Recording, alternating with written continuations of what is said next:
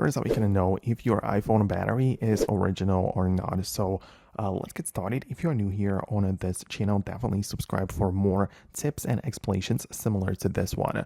So whenever you have your iPhone serviced, it kind of depends on where exactly you do it. If you go through the official like Apple Store, you can be sure that it's going to be official and everything, right?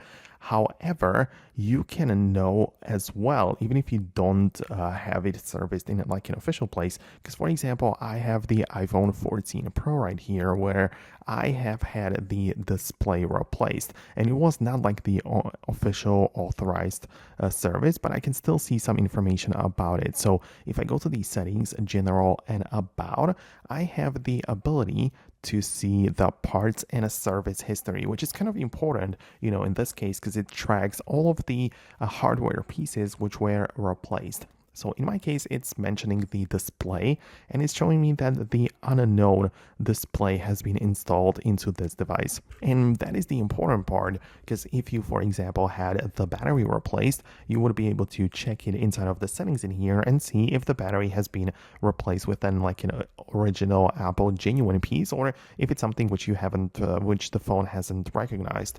Which, by the way, doesn't necessarily mean that it's like wrong or that it's not going to work, but this is how you can check it.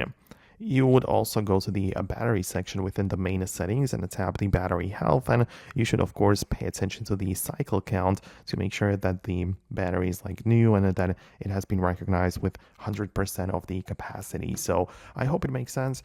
I really hope that I was able to explain it the way that it works. If it's your first time being here, definitely become part of our community on Foxtecc and you'll never miss future tutorials and videos like this.